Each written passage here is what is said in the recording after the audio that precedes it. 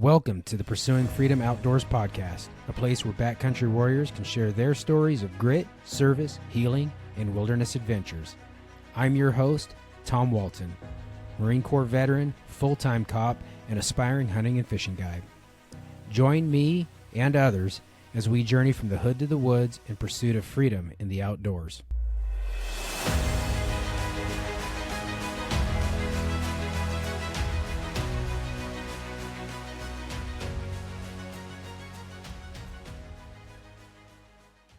All right, everybody, welcome to episode 15 of the Pursuing Freedom Outdoors podcast. I'm your host, Tom Walton. On this episode, I am joined by John, who really doesn't need any introduction because he's been on the show several times, but he is from Northwest Spur Chasers with his YouTube channel, Instagram. A lot of people follow him. John, you're practically a co-host, buddy. Welcome back to the show. Great to be with you, buddy. Absolutely. And today, John and I are both joined by an exceptional and inspiring outdoorsman, Jagger. Jagger's from Libby, Montana, and was born with spinal bifida, which I'll let him explain, but essentially it means he has no use of his legs. Despite his physical challenges, nothing slows Jagger down. He hunts elk and deer, chases mountain lions, and traps wolves. However, Jagger's greatest passion is chasing spring gobblers in the mountains of Northwest Montana. Jagger and John connected years ago, and together they have walked an amazing journey of friendship and getting Jagger more freedom in the outdoors. Without further ado, welcome back, John. And Jagger, I am honored to have you on the show, buddy. Thank you for joining us today.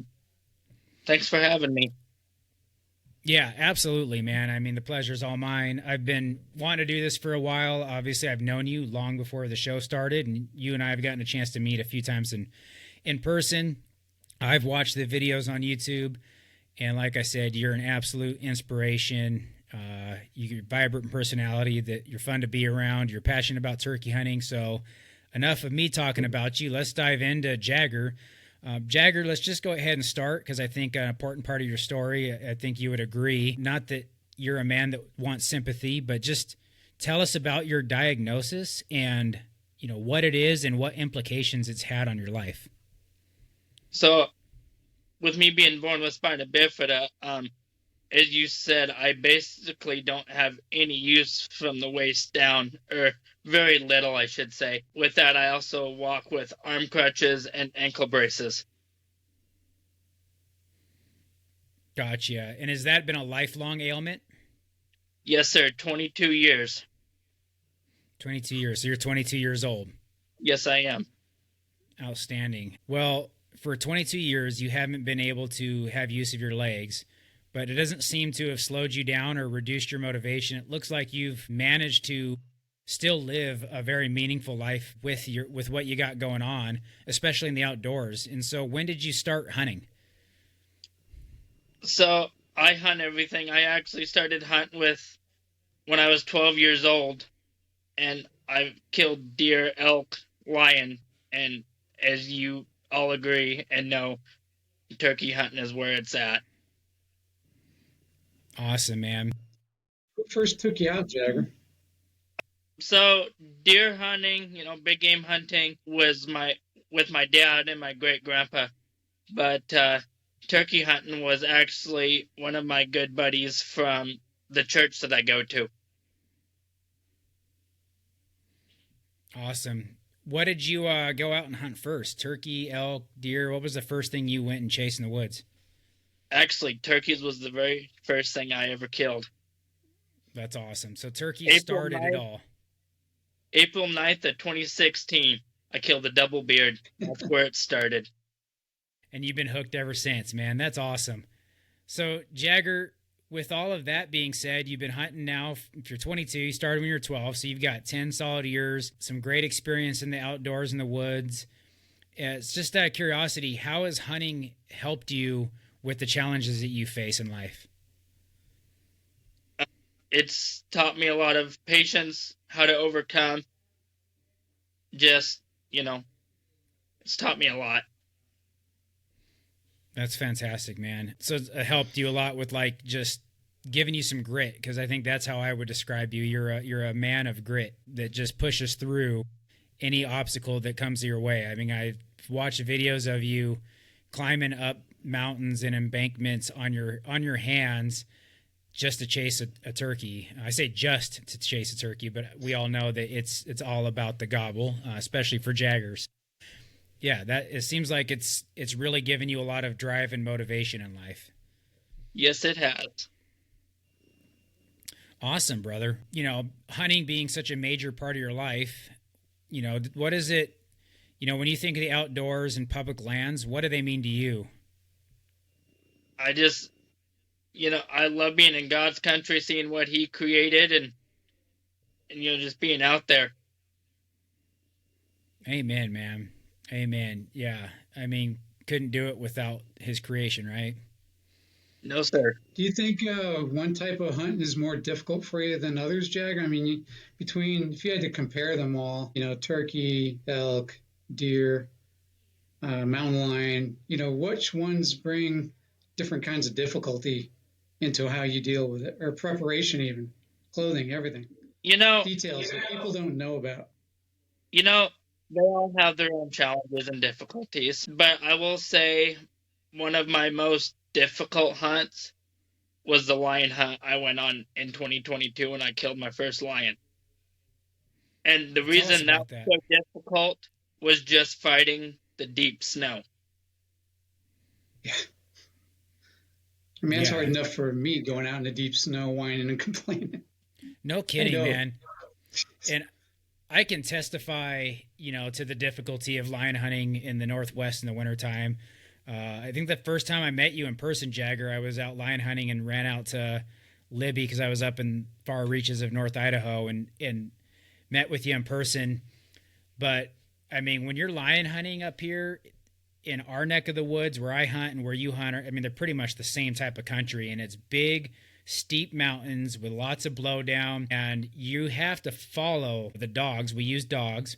And so just to kind of describe it to people, we get on a hot track, what we would describe as like a fresh lion track, and we do some work on it to make sure it's, we kind of have a really good idea how close we are to the lion, what general area the lion's in. We don't just there's a lion track and send the dog on it. I mean, there's a lot of work that goes into it. So once you finally find that good track and you kind of work it up and you say, all right, we're going to send the dogs, everyone's like, well, dogs make it easy, right? It's like cheating. But I think Jagger can probably attest that, man, once the dogs go, that's when the work starts, right?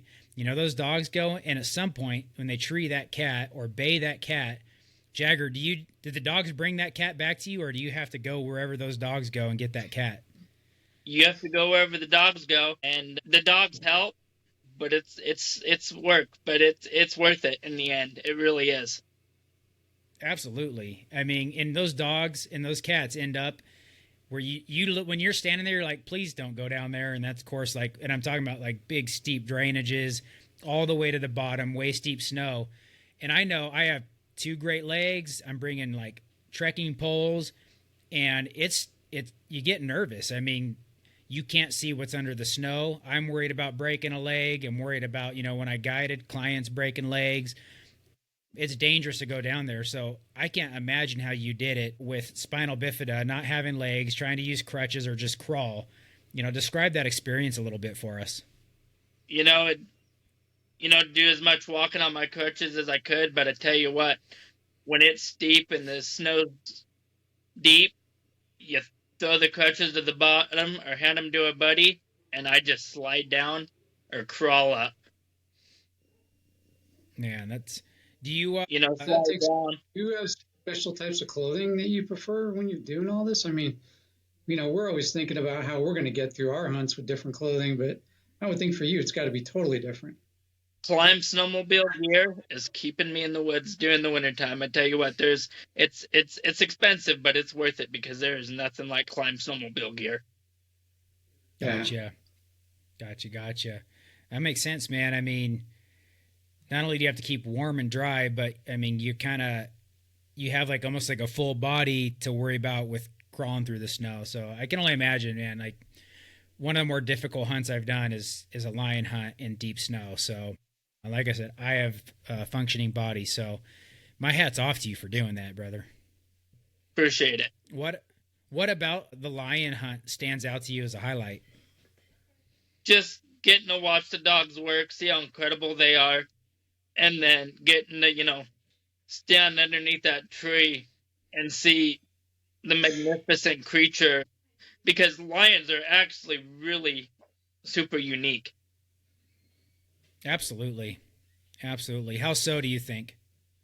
Just the ways they act, and that thought in the back of your mind, knowing at any time you're standing here, that cat could build the tree, and dogs are not. You don't know what that.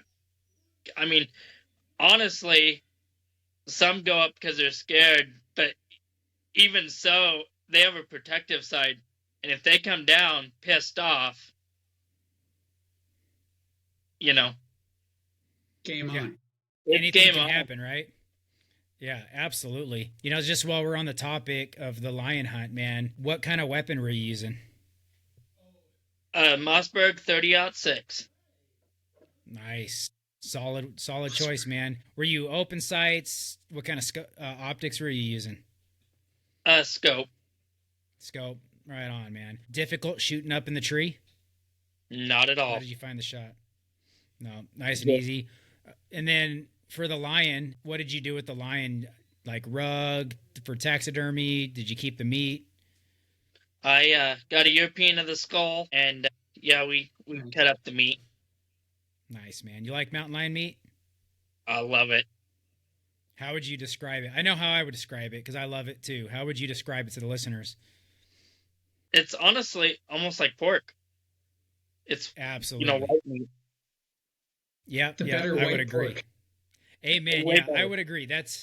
I had a feeling that's what you were going to say, but yeah, I would say mountain lion. It's kind of actually one of our favorite meats in the house. Whenever we don't get it very often, but it's good, man. It's like a nice change, like you said, because it's kind of like the other white meat, the other white meat. John, I've made it for you. I think we had, what did we have? Chili verde? Is that what I made that one time? Yeah, that was so good. So good. Yeah. People are like, why would you eat cat? And I'm like, well, I honestly thought that at one point too, but until you try it, it's awesome. Right. Yeah, I got to say, man, after having it over at Tom's house, when I got home, I was checking out the neighbor's cat pretty close, man. I mean, it was like, we could work our way through the neighborhood and bail some meat up. Now I know where when all your neighbors are calling in missing cats to dispatch. I know. I'll keep that our secret, man. That's funny. That's right. Yep. Yeah. To me, I don't equate them. Really, to me, it just doesn't compute like cat, lion, house cat. But I mean, on that note, when you do get up close to a lion, I've handled dead lions, I've handled live lions that are tranquilized, and they are just big cats. There's no doubt about it. The structure of their face, their nose, their paws, it's pretty wild. After the first time I handled a mountain lion, my opinion on just my house cats was kind of changed a little bit. Just they're pretty impressive animals. So. But yeah, well, good deal. That's good story. I really appreciate that, man. I like lion hunting, and it's a cool scene because it's snowy and cold. But moving on. So Jagger, we talked about all the hunting that you like to do, but let's get to your passion, man. You are a turkey hunter through and through. You are Turkey Slayers 406. Your email is themightyturkeykiller@gmail.com. I hope I don't blast it out. If you want, we can edit it out. But I have a feeling you like inspiring people and taking questions. But, I mean, your identity is turkeys. So why turkeys? Because, man, when they come in at a full strut, just hammering their heads off, you get to watch their head change color. The ground starts to shake, your heart starts to pound, and there is no feeling like it. Amen, man. He is hooked. Yeah. I mean, just watching your face light up, you talking about turkeys is spectacular, brother. I love it. So, Jagger, you've been hunting turkeys. That was the first thing you hunted. What's some of your highlight turkey stories, man? You got some really good. Whether or not you killed the turkey at the end, man. Give us a couple of Jagger turkey hunting highlights. So, one of the ones that's my favorite is in 2023, I got to, and as John knows, me and my Uncle Jeff, who started Turkey Slayers 406 together, I got to take him out on his very first turkey hunt ever. And as John knows, Jeff, he's a big game killer. Killed big bucks in Oklahoma, bull elk in Colorado, comes to Montana, elk killing machine. And for years, he is like, I am not hunting turkeys. Turkeys are dumb. They're all over. They shit everywhere. I want nothing to do with them. I said, you got to go turkey hunting with me. It is a game changer, and it is a blast. And we pondered back and forth for years. And finally, one day in 2023, earlier that year, he goes, I want to go turkey hunt with you this spring. So we went out, and it was actually a place that I'd never turkey hunted before, but he'd rode horses in there a few days before and said there was just turkey sign everywhere. So we went up there and drove. We do a lot of driving, thousands of miles, as John knows, stopping every so often, doing a locator yelp, trying to get an old bird to gobble. And Montana's big. Montana's big, got a lot of ground to cover. And we'd stop every so often and yelp and didn't hear no responses. Get to the top of the mountain where it was getting just enough snow that we should probably turn around so we don't get stuck. Because early spring, yes, we still have snow around here up high. So we stop and go to turn around, and Uncle says, I got to jump out and go to the bathroom. So he jumps out, and within 15 seconds later, he comes running to the truck, and he says, we got to go. There's a bird down there, and he won't shut up. He's gobbled 3 times since I've been out of the truck. And I'm like, no, there's not. We just drove right through there and didn't hear anything. He goes, there's a bird down there, and he's gobbling hard.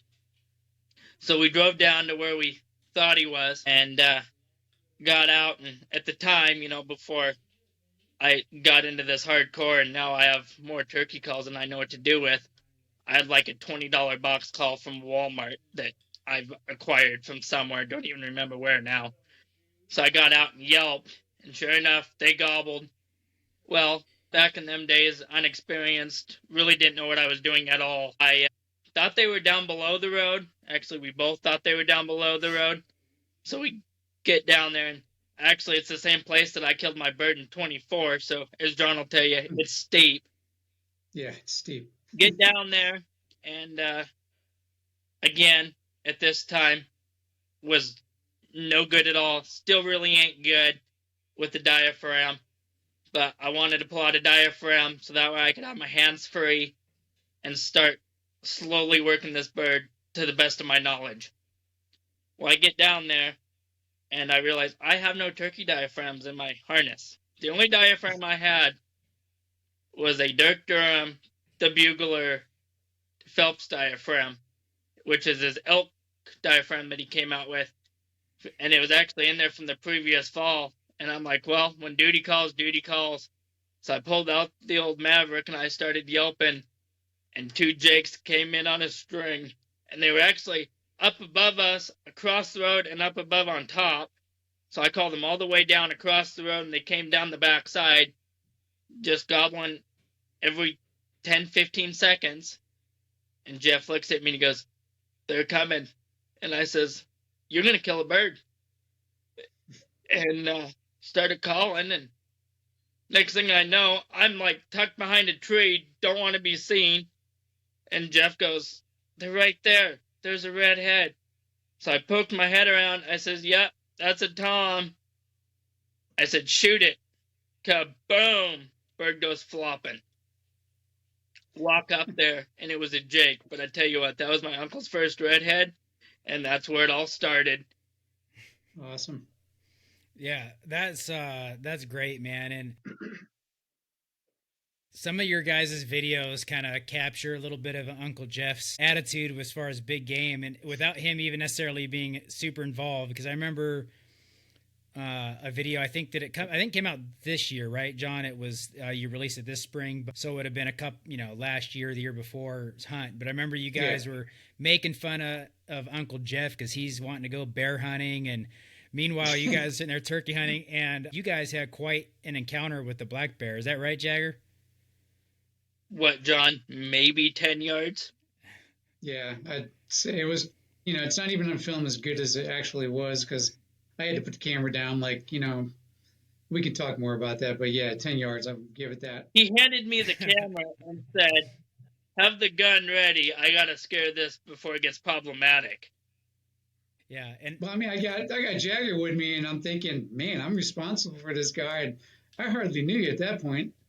Uncle Jeff's like, well, keep a tight eye on him. I'm thinking, this is all I need is a bear mauling this guy. I'm taking down a bear. oh man, that's great. Yeah, that was pretty cool, but that's awesome, man. So Uncle Jeff, he's obviously a common theme in your life. Tell us a little bit about who he is and to you and why he's such an important person in your life. He's honestly one of my best friends. He, like I said, we started turkey hunting together, and he's always there. I don't know of a turkey hunt I've went on without him in the last 3 years. He goes down to Idaho with me, went down to Washington with me. He's always my sidearm, and he's always been there when it comes to turkey hunting and just in life. And, I'm always there for him. If he goes on a work trip, I go over and check the horses or, I do whatever, check the mail, whatever he needs. That's fantastic. That's special when you can have a strong familial male relationship like that. I think it's really important for men and young men, and the fact that you have him and he has you, man, it's really special. And I've gotten to meet him and talk to him. Actually, talked to him recently, and he's a pretty incredible dude, man. So both of you guys are fantastic humans. Like, big shout out to Uncle Jeff. And just getting to be there when he killed his first bird. Like, I love killing these things, but watching him kill his first was next level. I bet, man. And then 2 days later, we actually went out again, and I got one just on the opposite side of the ridge. That's fantastic. You guys are getting after it together. It's just the coolest. Yeah, like I said, big shout out to Uncle Jeff. I hope he'll come on the podcast one of these days. So yeah we get it, man. Have on for sure. Absolutely, and for a lot of reasons. And then this year, opening day again, located a bird, slipped in on him, and actually, we may or may not have, because of terrain, slipped in too close, but we could actually visibly see the birds before we started calling.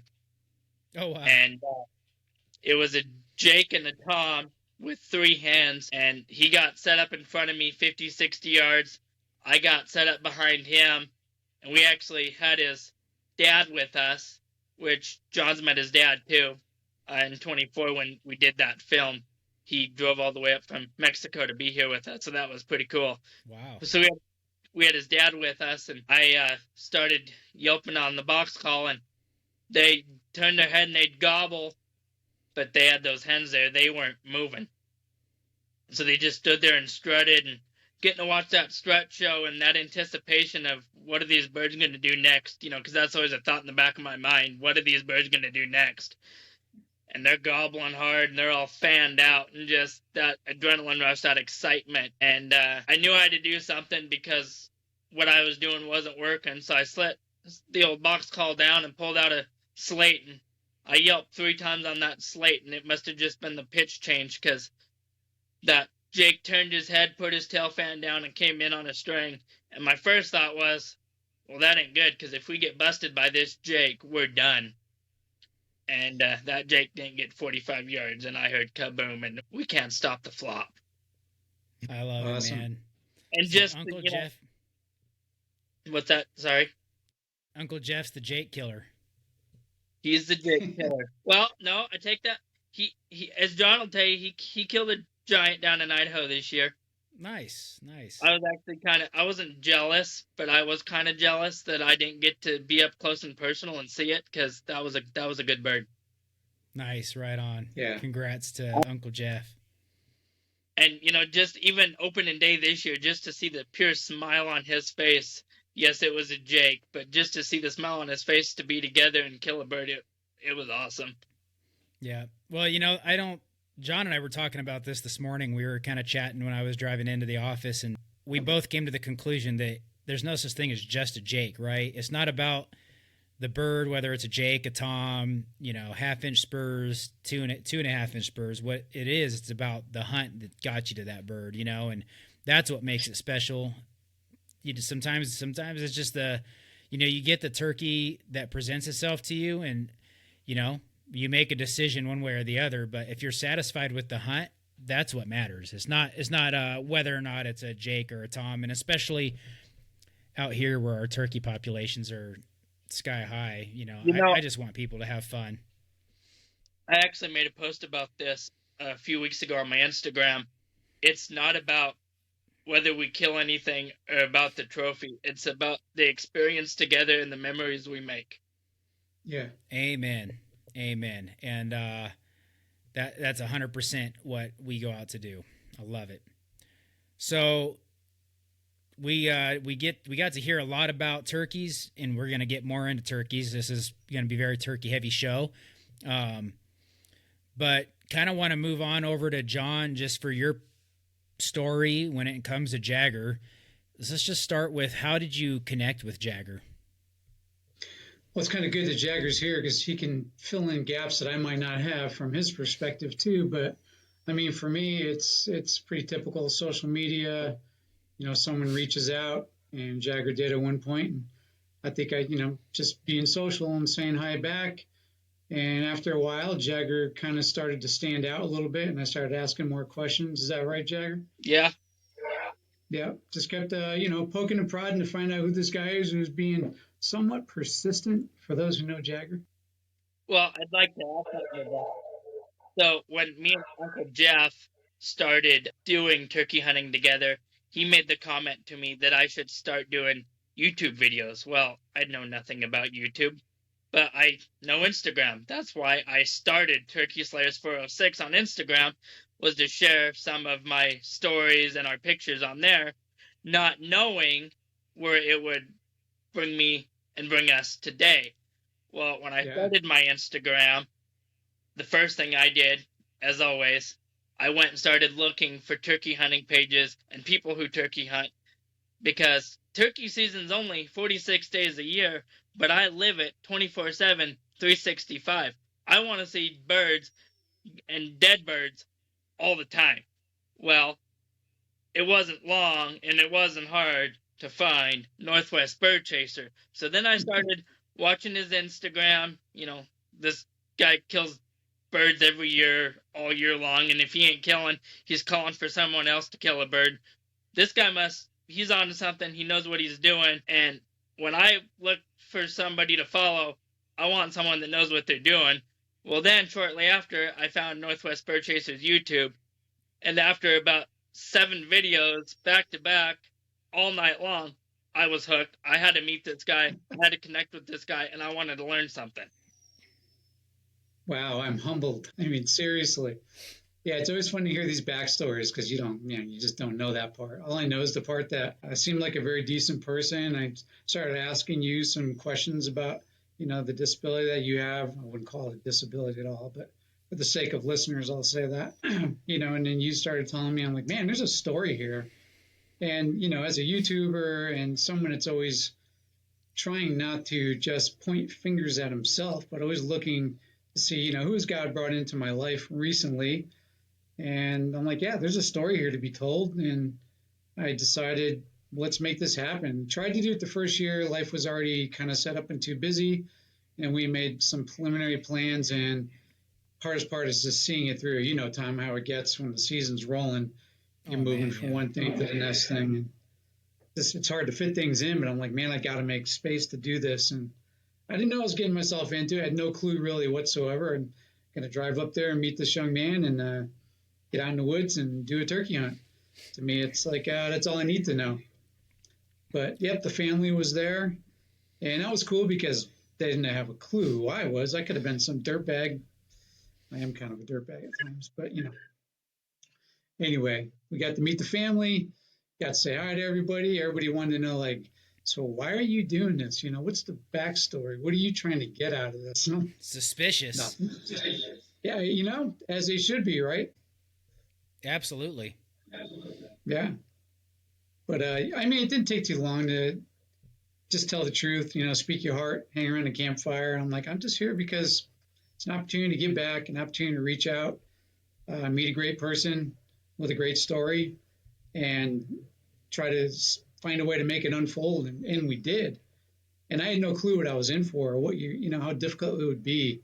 You know, at first I'm like, yeah, I'm going to go do a turkey hunt. And then I'm like, ooh, I got to kind of change my tactics here. I got to back up and be more prepared. How am I going to get this guy in a position to do what we normally do when we can just jump on the other side of a tree, you know, and sit down really quick and be ready with the gun up?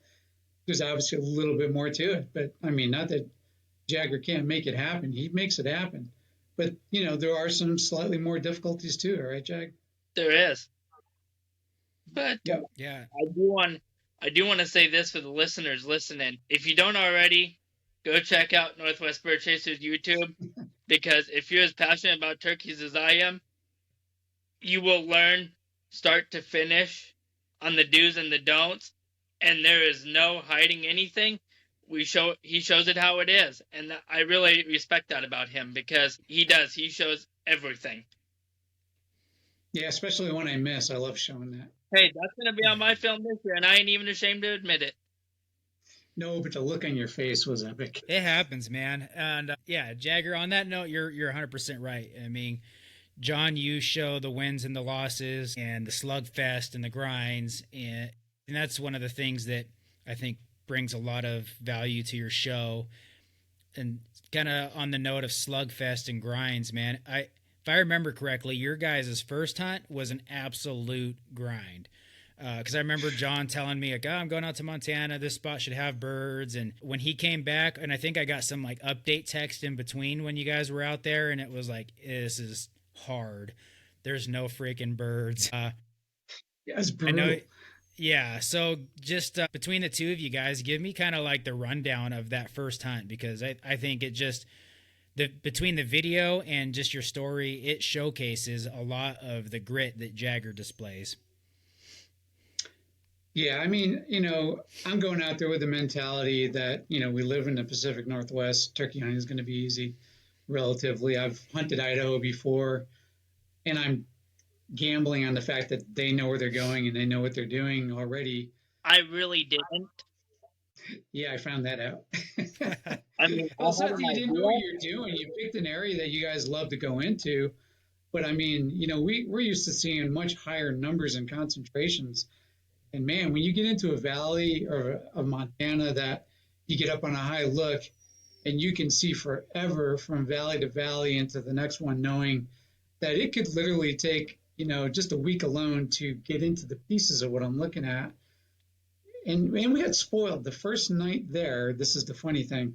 The first night there, we're coming around a corner and there's a Tom strutting in the road with a couple of others and a few hens. And I'm like, whoa, awesome. We're only 15 minutes into the first time out and we're into turkey. So I'm thinking things are normal. And we back up and we work this gobbler on the way to the roost. And, you know, that is, they're not going to turn around and come back. And we made as many moves as we could on them. And his hens are dragging him off. And I'm thinking, all right, awesome. We'll come back in the morning. You know, we don't even have to come back here because obviously there's birds everywhere. Man, that was probably the only bird in the entire 12 canyons of back road Montana, driving all day, every day, that we found. And it just turned into a 4-day grind, day after day, calling it to every canyon, working boxes, cruddy weather, freezing temperatures, 18 degrees, wind, rain. I mean, everything that Montana can throw at you, it was thrown at us for a turkey hunt. Go ahead.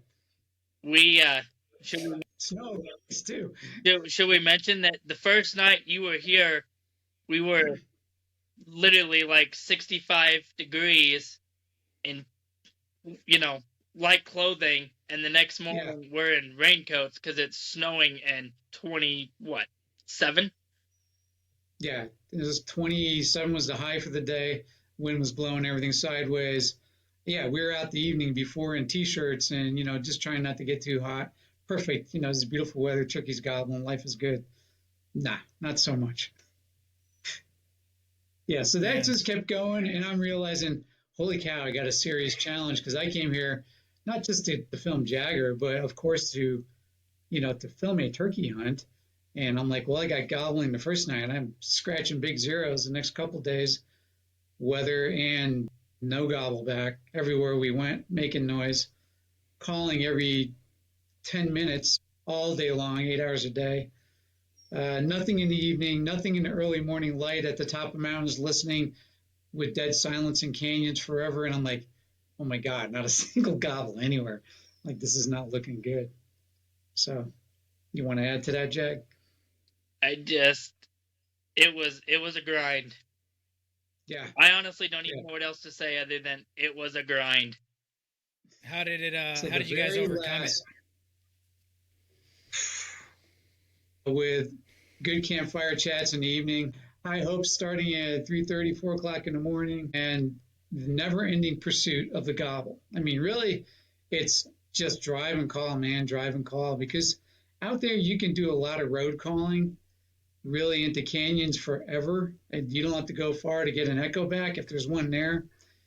And I don't know, the weather was killing us too, so there might have been birds more than I even realized, but it wasn't until that last day, man, we went up over the top of everything, which the video shows, down into the other side, halfway down the mountain, calling all the way. And I think it was the last day, and 2 o'clock maybe in the afternoon. You think, Jag? Was it roughly 2:30? Yeah, somewhere in that realm.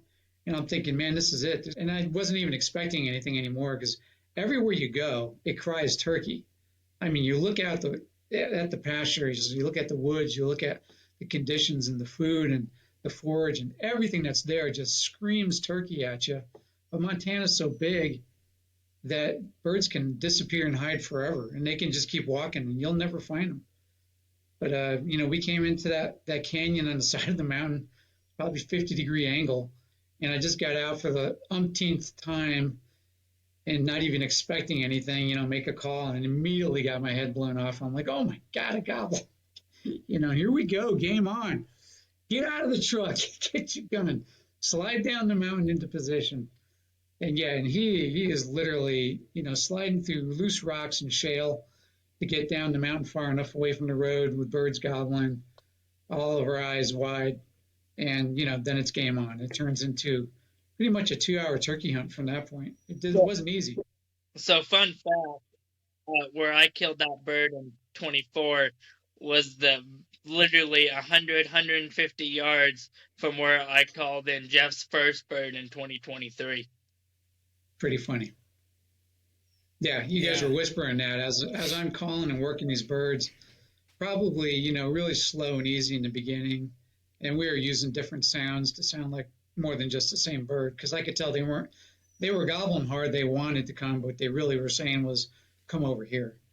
And I'm looking at OnX, of course, and I'm thinking, over here where they are is down a valley, up a mountain, and we'd be in plain view. And I'm thinking, now I got to get Jagger back up the mountain, onto the road, drive up 2 ridges away so we can come back down on top of them on the other side of a mountain.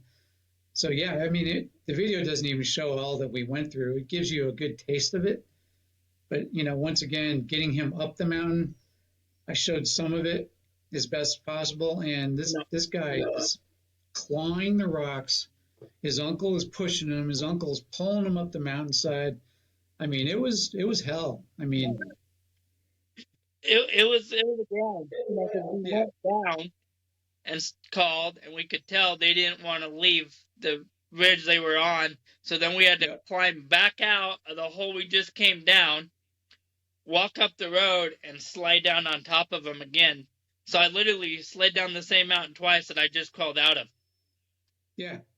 And I'm videoing this, I'm trying to, document what this guy goes through. And at the same time, watching this and feeling absolutely heartless because I'm not helping, because I could easily be on the other arm dragging him up at the same time. Uncle Jeff has got the gun, the packs, all the stuff, and I'm letting them do their thing so I could, document it for the most part as honestly as I could. You did help. You created a memory we'll never forget. Yeah, amen to that. Amen to that. And an incredible video. Honestly, I think it's one of your best, John. It's powerful. Yeah, it's got a purpose. It's not just another turkey hunt. There's so much more to it. If people jump on and they see the campfire chat where I give Jagger a chance and Uncle Jeff and we're doing a chat, it opens with that. That might have been a mistake because it doesn't get the hits it ought to. Because I think a lot of people think that the rest of the video or the next video is just that. Push through it, but listen to what Jagger has to say about himself, his life, because then we finish the video with that hunt, and it's worth it because then you get to see the real hardcore grind that he goes through. And, I'm seeing it for the first time. So, yeah, it brings a tear to your eye, man. I mean, to see somebody work that hard. We may do a lot of miles in the back mountains on a turkey hunt most of the time because we want to work that hard and go that far. But, when Jagger's out there, he's grinding it, man. He's giving it all there is. And, go ahead. One of my favorite stories, campfire stories, or not really a story, but a few words that we exchanged the very first night, right before bed. Uncle Jeff asked, "So what time you want to get up in the morning?" And you said, "I'd like to be out of here about 4:15. The look on his face was absolutely priceless. He's like, "And why are we getting up at 4:00 in the morning to kill a turkey? It's pitch dark." And to me and John, like, that's what we do that. We do that every time we go out. And he's like, "Why?"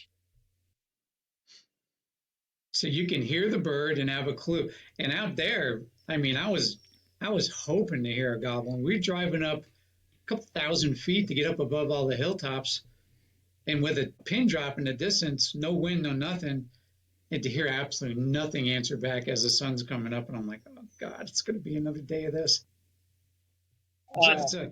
Jeff's again, why are we out here? Well, the cool thing is it ended with a turkey down, an incredible hunt, and an incredible story. So yeah, that's awesome. And the best part about that is that was really convincing for Jeff too, because he hadn't seen, a real maneuvering, a chess move on turkeys. I mean, he's an elk hunter. He understands the whole process of the moving and the calling and the getting into position. But that day, if you watch the video at the end, you see it in his face. He gets it. He's like, yeah, I'm hooked. Don't tell my friends, but I'm a turkey hunter now. Because he got to see the chess move, the calling, the moves, the calling, closing the gap to get into the range where they are finally going to come in and take a peek. And to see it all come together and a bird down, everybody's in tears because we ground so hard for so many days. It was just such a relief to see it successful. And Jagger, good job with the aim. A tough shot at the last second. It gave you what you needed. But again, to me, honestly, as good as it was to see you have that success, for me, it was watching the interaction of you and Jeff and Jeff's face and his eyes. And, that just, it brought it all together. The video is really good. Tom, he's a lot like you in the respect of spring bear hunting. And so he's like, why are we turkey hunting when I could be bear hunting? And so and Tom even made a point to put it in the video. I made it a point that entire weekend to prove to him why we turkey hunt and not bear hunt. And I think we paid it off pretty damn good. Besides, if he had come, he would have killed him stud of a bear. Yeah, no kidding. Yeah, I would have killed that bear in a heartbeat. And it was a good video. My wife and I got to preview it at John's house while we were there hanging out with you and Dawn. And I mean, it definitely got me choked up, and it got my wife a little teary. And it was a good story, man. It was powerful. So I definitely hope that anybody listening to this will go back and give that a watch.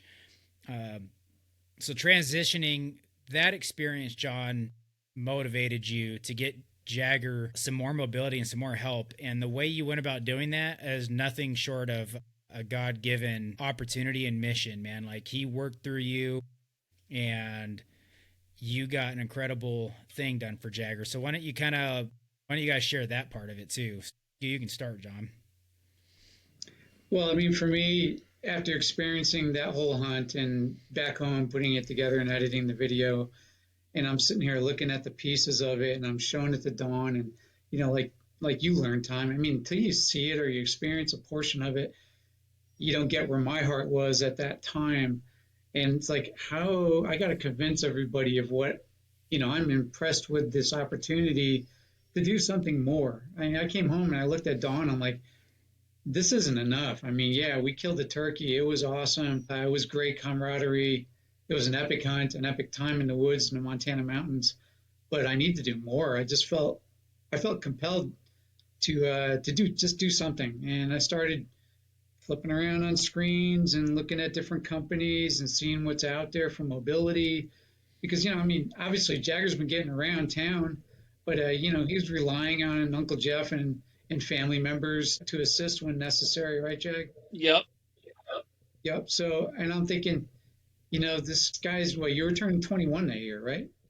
I Yeah, and I'm thinking this guy needs more personal ability to go where he needs to go and do what he wants to do and get around in his own town for that matter. Just to be able to jump on something and take off. And so I just started talking to different companies and doing what we do, reaching out to Salt Creek Custom Ammunition, phenomenal company that catches on and wants to be a part of what we're doing. And, there's been so many over the years that we've reached out to. And it's not for personal gain. It's like, how can we bring people in that can help do the things that we want to do to help other people, for that matter? And, to me, I reached out and found Utah Trikes after quite a few other companies. Some wanted to help, some couldn't help. These guys, Utah Trikes, out of, where are they? Oh my gosh, I'm having a brain for it. Where is it? Utah Trikes. I can't remember the town. Anyway, they're in Utah, but they're pretty amazing. They build, trikes and all kinds of amazing equipment. I mean, they do all their own welding. They cut their tubes. They make their pieces and parts. And I was impressed by that. And, they reached back and they're like, heck yeah, let's do this. We have a design for a great quad. I've already tested it off-road. I'm a hunter, the head guy there that does a lot of the welding. He's like, we can do this. If you're willing to work with us, and we'll do a fundraiser. We'll try to help with that as well. And we'll give you the best possible deal we can. And believe me, they really did. So, that was the beginning. And that was my first time doing a hardcore fundraiser for a significant amount of money. And let me tell you, as Tom's already learning right now, this is a hard thing to do. When you're trying to inspire everybody else to feel the passion that you have for something is really good and is a worthwhile project, I mean, you got to sell that and you got to get people on board. And that's difficult. None of us, we're getting hit all the time for, a penny here and a penny there. And initially I'm like, hey, the hunting community is a big family.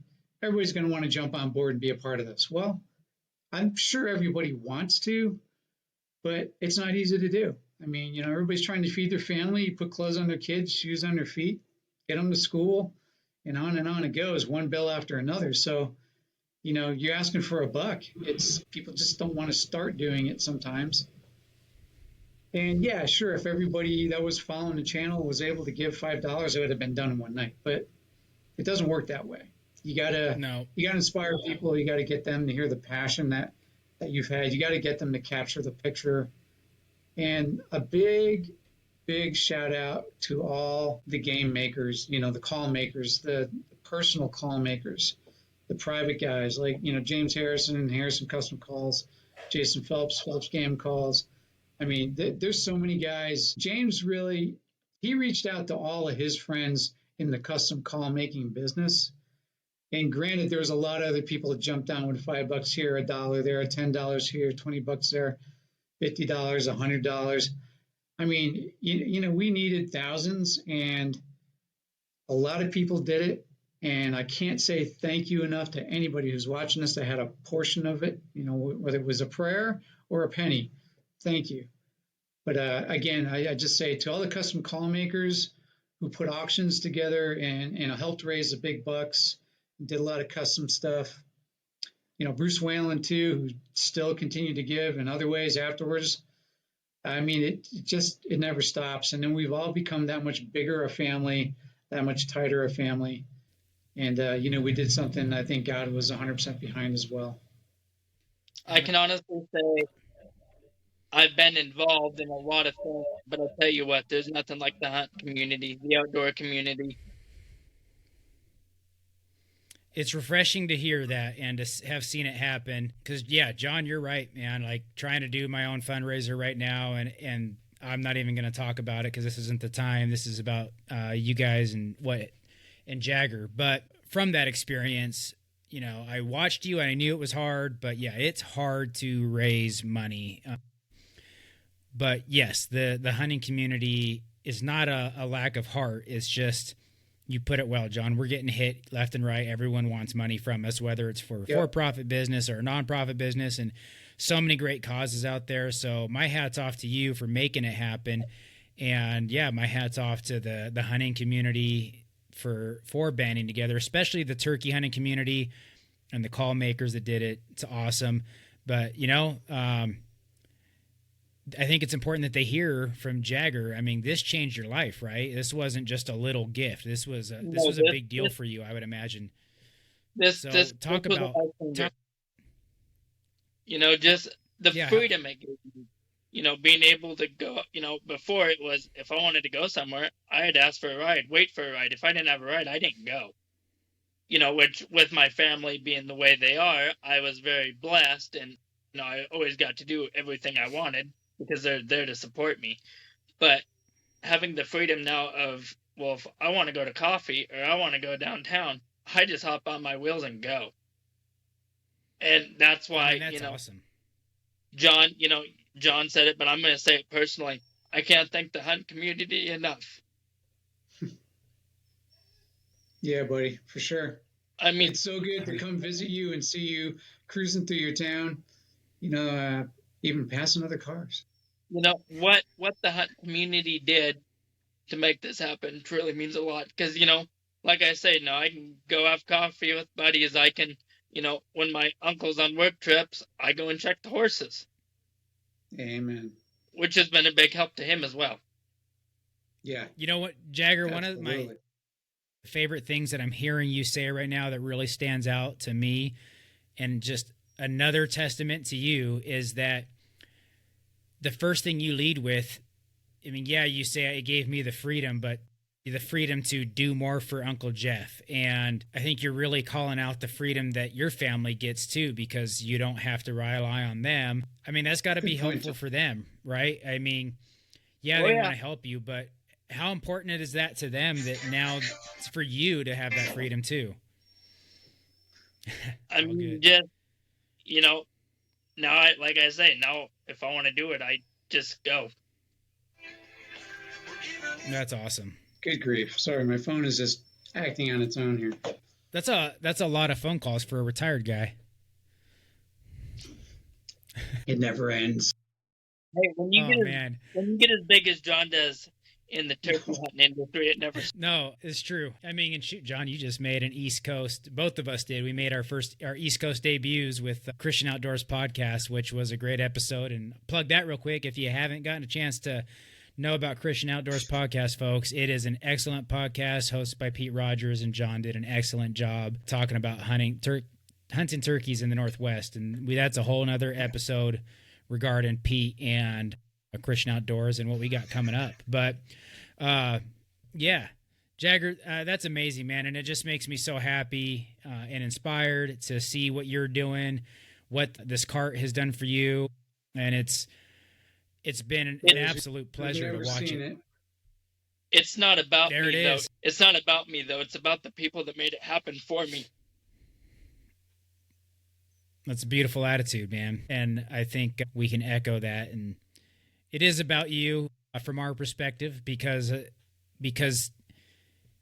the way you receive it and what you've done with your life. You haven't made it about your disabilities, again, for a lack of better terms. You've made it about what you can do and inspiring others. I've never heard you ask for anything, which I think is really incredible, because I like to ask for stuff. I like things. So you're, again, man, just testament to who you are and what kind of man you have grown into be. That's huge. So good work, man. Good work. You're an inspiration. Yeah, I think a lot of people thought we just wanted to give them something to go turkey hunting in. I mean, that was part of it for sure. I'm like, there's mountains I wanted to take him up that I couldn't take him up all the way. I mean, but that was not the whole thing. It was really just mobility, for your personal gain to get around town. It was huge. I will say, I will say hunting in Washington with that thing was a blast. Yeah, people haven't seen that yet, but we did finally get it at the end of last season. Unfortunately, it was really the very end of the season. The birds were kind of done, but you'll get to see Jagger going up stuff that only we could have done with our legs in the past. And I never would have been able to bring Jagger up so high to look down on valleys and see the fog rising and hearing turkeys gobble at a different level as if he hiked in there himself. And that thing went everywhere, man. That's awesome. So that video's coming. That's awesome. Yeah, you got some good videos. Go ahead, Jagger. Another video that's coming is Idaho, and that was a blast. Yeah. We have I'm some jealous, man. unbelievable hunts that we did. We had how many birds in front of us the first night? I don't even remember. Dude, I couldn't count the tails. I mean, it is not even an exaggeration.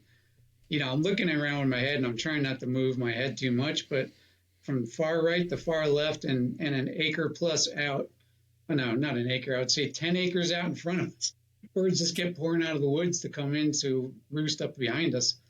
And it was just, it's the first time I've ever seen toms outnumber the hens. And not just like incredible toms and jakes, but mostly just big toms. And then hopefully you guys helped remedy that. Yes. So, we're shouting out to good people. How did you guys get access to that spot? Ooh, that was through our good friend and Mossberg Company. Yeah. Josh. Yeah. Yep. And Josh. And it's funny, I actually reached out to Josh. So just so folks know who we're talking about, Josh is the West Coast sales rep for Mossberg, I think is his title. I hope I'm not getting that wrong, Josh. But Josh is an incredible giving guy. Got you guys hooked up with that. He's really taking good care of us, which is not just a testament to him, but a testament to Mossberg as a company with great customer service. Very happy with everything that he's done.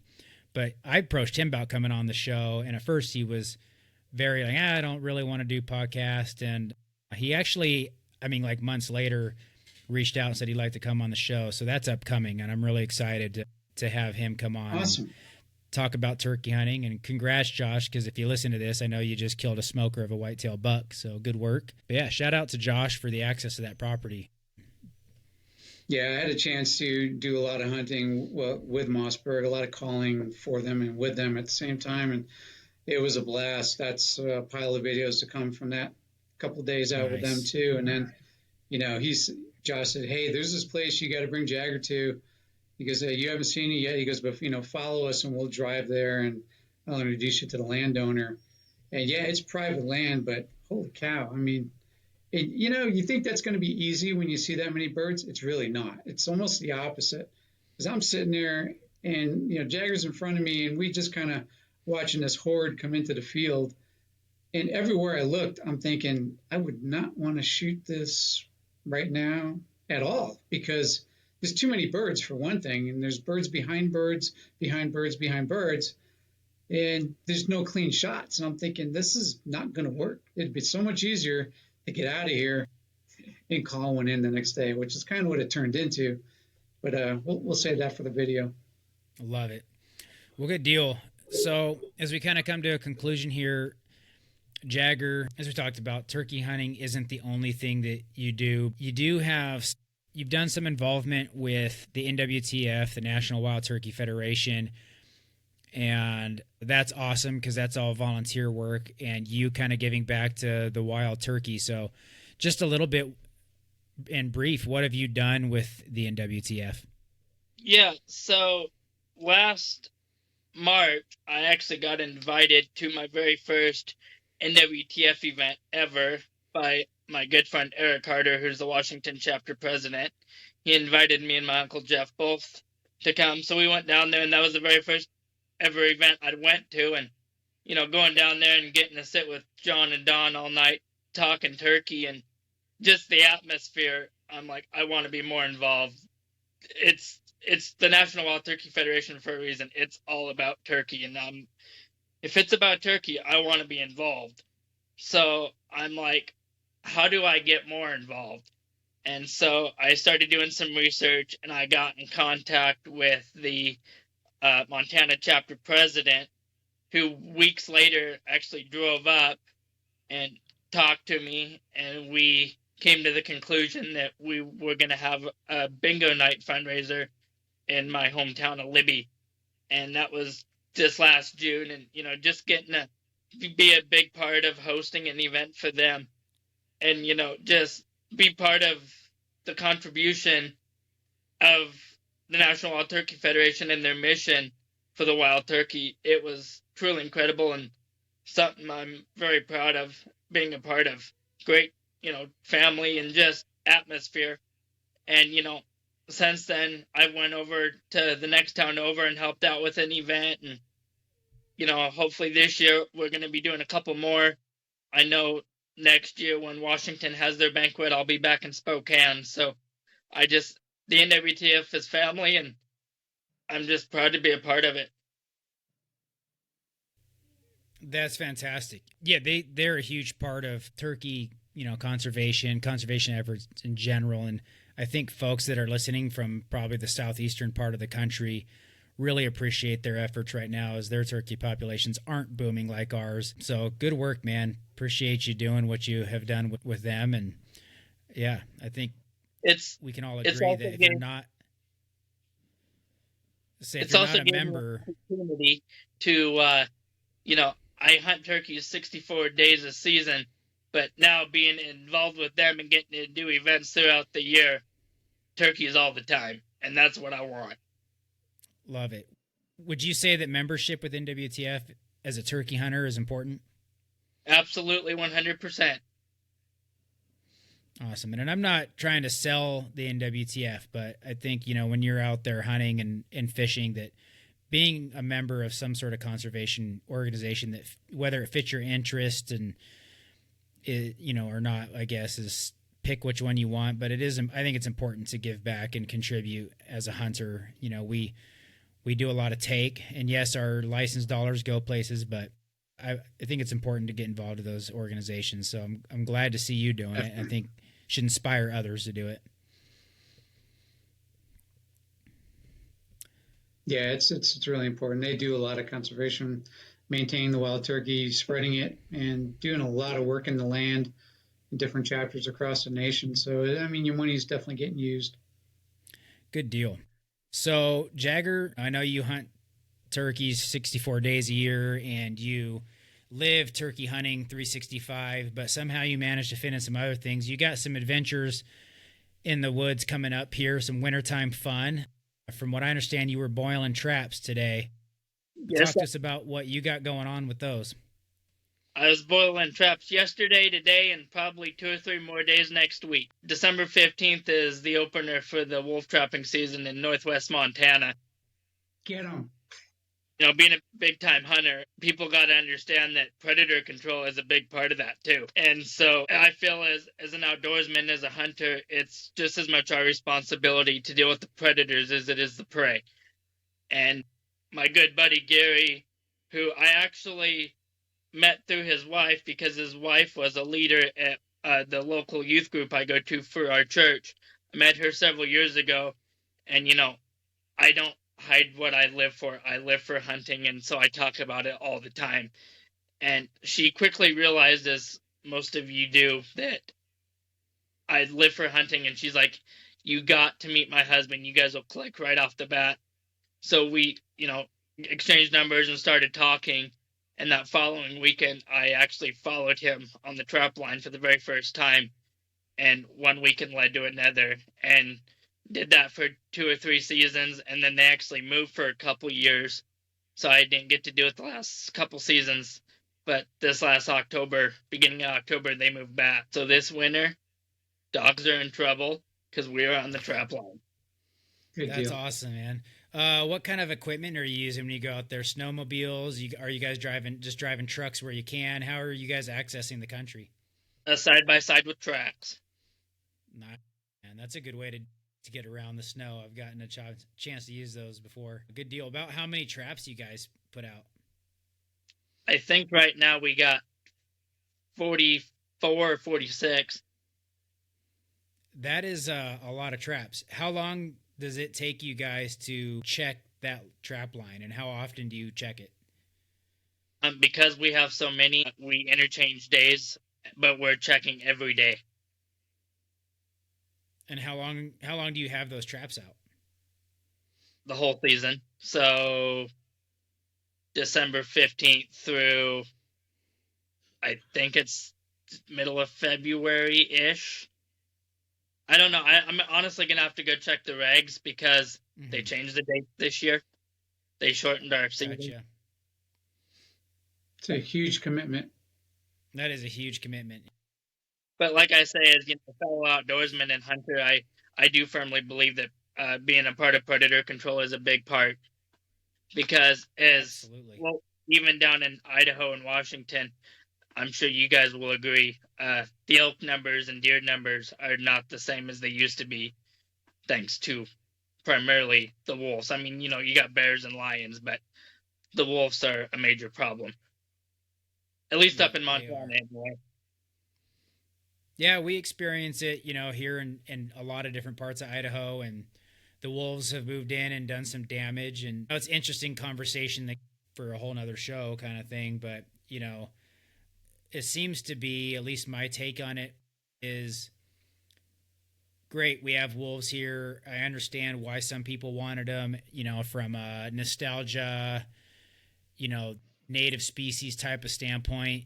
Could we have done without bringing them back? Yeah, well, that probably would have been okay too. But I like wolves. I think they're really cool animals. I think that it's great that they're on the landscape. I think it just kind of fits the, the nostalgia of being in the North. That being said, I am hands down, let's manage the heck out of them. I think we should be managing grizzly bears at a state level in Idaho and Montana and Wyoming. And they have met recovery goals just like wolves and should be managed and hunted. With the whole wolves being the cause of the downfall of all hunting and elk and deer and stuff like that, I think that it's a little bit of like a death from a thousand cuts, and I think wolves were just kind of a bigger cut. And I heard it explained really well one time where it was that we got used to a level of predation with lions and bears, and when you added wolves, we saw a decrease. And so you as hunters that really, we're paying attention to numbers. I mean, that we noticed it, right? But, when you look at the grand scheme of who kills more animals, I think it was actually mountain lions tend to kill more elk and deer, but wolves were kind of like the tipping point. Wolves pushed it over the edge. So is what we noticed, and what elk and deer herds that weren't used to that predator anymore could handle. Yeah, definitely some tipping points, and it made them quieter too. It took some of the fun out of it to some degree. Yeah, and ask anybody that goes up and hunts in Jagger's neck of the woods or on our side in Idaho, the state line in the same area. Well, elk don't talk. Often. Not like they used to, anyway. Yeah, as much as they don't talk as much as they used to. I just was up in your neck of the woods hunting deer, Jagger, on the Idaho side of the state line. It was actually the same time that John went and visited you just recently. And, every morning I was hearing wolves out in the woods. So. It's just like I said, it's something to do in the winter, get out in God's country, and, I love it. Good. Well, I'm glad you're out there doing it. Everybody else is sitting at home and doing nothing and complaining. Jagger's out there dragging himself through the mountains of Montana. So get off your butts, people. More cold days of going through deep snow. Yeah, love it, man. I was talking to John earlier, and he's like, "You can bring some of those traps down here." Yeah, to Idaho, of course, not Washington. Yeah, of course, Idaho, not Washington. We wouldn't do Washington. That. Yeah. So that's all awesome stuff, Jagger. Again, inspirational. I think that's a great. I love you're not the first person I've heard talk about that being a responsibility we're taken from prey species, and we love these animals. People that don't understand hunting think we're just out there to kill, but we do love these animals that we chase. We love turkeys, we love elk, we love deer, and And it is our responsibility to help with the predator management and to give back and help the herd numbers and species continue to recruit and reproduce and be there for future generations. So that's awesome. That all being said, do you have any concluding thoughts, Jagger? Anything else that you'd like to share or tell the listeners before we sign off tonight? I want to elaborate on going back to that card. I just want to thank everybody that was involved. And I know they're extremely happy and thankful to have had an opportunity to make a difference in your life, buddy. I also want to give a thank you to both John and Tom for being a big part of my life the last 3 years. You guys are amazing. I mean, that's it. We're not doing it anymore after this. This is kind of the end of it. Yeah. Yeah, you're on your own now, buddy. See ya. We do, and it's been an honor, man. You motivate me, and it's just a pleasure and an honor, and I feel like we have a lot to contribute and do together. I'm looking forward to sharing some turkey camps in the future and more podcasts. John and I were kind of planning our, turkey series that we'll do this spring for the podcast, and guarantee you, Jagger, you're going to be back for that. So we've got a lot coming up, but yeah, man, the honor is all mine. It's all my pleasure. I'm just grateful that you were willing to come on and share your story. John knows turkey. I just pretend to. I feel like you're learning so much pretty soon.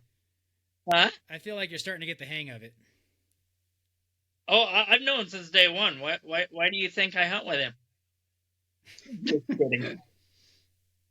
Appreciate you, John. Appreciate you, Tom. You don't forget, folks, Turkey Slayers 406 on Instagram. Stop in and say hi. Stop in, say hi. Stop in, say hi, and I'm always willing to talk turkey. Yeah, I bet you if you ask nice, he'll give you a personal phone call and probably spend some time giving you some tips and tactics if you are hunting in the Northwest. Or I'll just refer you to John because he's the turkey whisperer. Yeah, thanks for all the extra phone calls. Well, good deal, fellas. John, you got any concluding thoughts before we sign out of here? I would say I'll throw a pitch out there for Tom. He's working really hard to get a couple of drift boats for an extremely good cause, as good as any cause I've been a part of. And Protector's Peak, look them up. Tom's involved there as a guide and a mentor as well. And I think it's totally worth the effort. If you know anybody that's got one that's sitting around, they don't use it much anymore, maybe, anything, people, if you're connected in some way, I would reach out to Tom and, help him out with this, because the kind of guys and the soldiers and police officers and all kinds of amazing people that make our lives better and safer all the time is who he's trying to help. So it's not for him to get a drift boat. Tom has connections if you want to just go out. This is about him giving back and making a place that much more special. 100%, man. I mean, just like with the podcast, I'm here to share stories and get, people inspired to get out there and do things like Jagger does. And again, I didn't want to make the show too much about my fundraiser, but I appreciate it. You're right. Hunting season's kind of bogged down my fundraising because I'm busy out in the woods just like everybody else is right now. But as we're getting to a conclusion, for the most part, my wife and I still have some hunting to go do, which is going to be a blast. But yeah, we're going to get into the fundraiser hardcore. John's right. This isn't about me getting a drift boat. I have plenty of options and opportunities to get on boats. Boat will be property of Protector's Peak. It's going to be great. I'm really excited about it. I'm hoping it happens. It's just like because they're right on the water. I mean, their property's right there.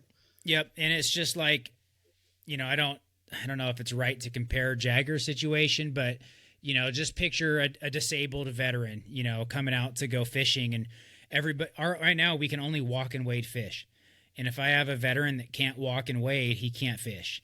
So this boat will give somebody like that veteran access to the water. It'll give us access to more water, more fishing. And even if people don't want to fish when they come to the retreat, because we have a lot of, we have a lot of ladies that want to come and fish, but we have a lot of men and women that they're just not interested. They didn't want to buy a license or whatever it was. But you know what? They might enjoy a nice float down the river. We can accommodate that and just give them a nice experience that they deserve. So it's a pretty awesome thing that we're doing. And we are also trying to raise money too for some snow equipment, because we want to expand into doing winter retreats, because we just opened up registration for our summer 2026 retreats, and we're pretty much full within about 48 hours. All of our marriage retreats filled up in 5 hours. So, there's a huge need. We're trying to get creative on how to expand opportunity to get more folks served through Protectors Peak, but we'll probably do some update episodes on that. But yeah, appreciate that, John. Thanks for the plug. Yeah, you bet. It's worth it. Yeah. Well, good deal, guys. Jagger, John, thank you so much. I could talk to you guys forever. Just so glad that you guys came on the show tonight. I'm excited. I think I say this every episode, but I think it's going to be my favorite episode to date. That was a good one, man. So appreciate you guys. Folks, I pay money to do this podcast, so I'm not asking for money, but it would definitely be a help if you like, subscribe, comment, and just interact with the show, whether you do it on Facebook, Instagram, but it'd be super helpful if you interacted with us on whatever platform you're listening on. We're Spotify, YouTube, Amazon, Audible. One of these days I'll get Apple Music figured out. I just am technologically slow and haven't gotten that dialed yet, but we'll get there. But yeah, interact with the show, please. And let me know what you guys want to hear. There's topics that I know a lot of people like pack dumps and stuff like that. I haven't done it because I just feel like there's a ton of pack dumps out there, and I personally am not interested in a whole lot of pack dump stuff anymore. But if that's something that the listeners want and want to do it, if you guys want Q&A episodes with John or me or Jagger or any of the guests that I've had, or let me know so I can better get information that you guys find relevant. So interact with us, all the things. All righty. Very good. Enough said. Lots more to come. Lots more to come. Until next time, go out and pursue. And Tom, can I add one more thing? Yeah, go for it. For all you listening, if you guys want a turkey call, I did come out with a Turkey Slayers 406 glass pot call. So go to my Turkey Slayers 406 Instagram, and you can check out that link. And I'll tell you what, I'm not biased or anything, but it's all turkey. All right, so Turkey Slayers 406 Instagram. You want a good glass, you said? Glass call? Yeah. Pot call? Awesome, man. Go get glass. Glass is great, and glass puts them on the grass. Boom. So there you go. Jagger, I love it. I will check that out. I did see that you had done that, so we'll get that. I'll check that out, see if I can't throw one of those in my turkey vest this spring. Awesome. Well, thanks, fellas. We got more to talk about, so we'll do more shows. In the meantime, get out there, keep pursuing freedom in the outdoors, and I appreciate you and all of our listeners. See ya. Thanks again. And if this resonates with you, I want to welcome you to the tribe and encourage you to share this podcast with your friends. Hit subscribe and follow us on Instagram at Pursuing Freedom Outdoors. And if you or someone you know has a great story about life or the wilderness, I want to share it. You can shoot me a message on Instagram or email me with all inquiries and questions at thomas@pursuingfreedomoutdoors.com. That's Thomas, THOMAS, at pursuingfreedomoutdoors.com. Until next time, get out there, get after it, and pursue freedom in the outdoors.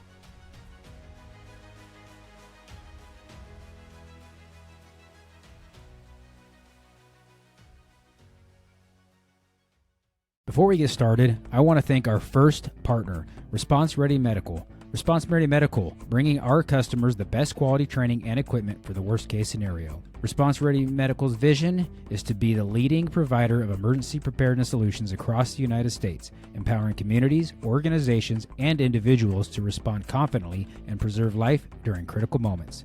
Offering same-day certification, all Response Ready medical classes are instructed by nationally registered and state-licensed firefighter, paramedics, law enforcement officers, and hospital staff. Classes currently being offered by Response Ready Medical include CPR and AED, CPR, AED, and first aid, emergency trauma care, child and babysitting safety, CABS, backcountry medicine, and wilderness first aid. Your premium partner in emergency preparedness, Response Ready Medical.